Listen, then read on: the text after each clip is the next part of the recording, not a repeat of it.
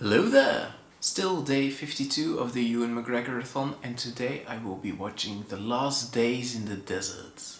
And this film, I've been looking forward to this film actually. I haven't watched many, if any, religious films, nor Christian nor any other religions, so this will be interesting.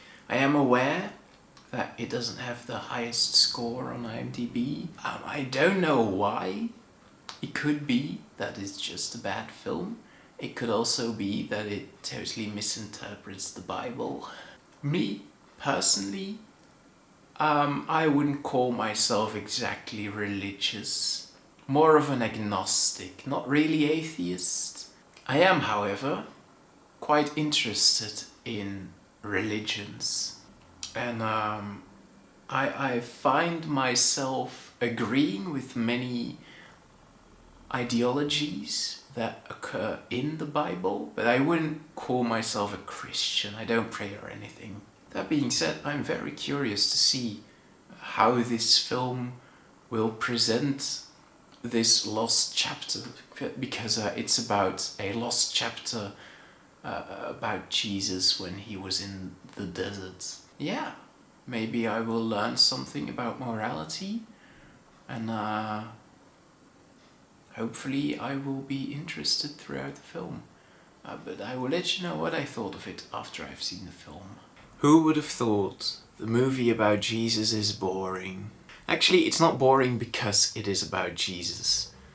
My main problem with this film is that it just felt stretched out, like butter scraped over too much bread. The story itself really felt like one of the stories in the Bible. I know it was made up for this film, but it really felt like it could have been in the Bible. It had a morale, a good message, and yeah, I think everything just kind of worked.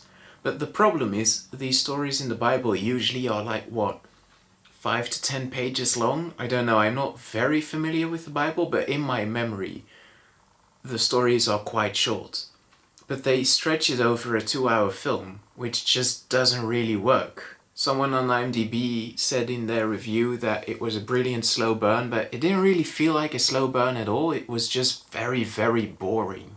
I feel like you could make a half-hour cut of this film and that would be much, much better. But when I wasn't bored to death, I think this movie worked pretty well. The story was decent, Jesus didn't do anything out of character or anything. The film looked quite good, but then again, I think it's hard to set your film in a desert and not make it look good. Only the acting could have been better. Everyone talked really monotonous and just a little bit disinterested. So that could have been better. But I think that was more of a director's choice, rather than a failure on the actor's part. So yeah, to conclude, my main problem with this film is the pacing. It's just stretched out way too long, and despite the story, it doesn't really feel like a tale from the Bible because it is so long.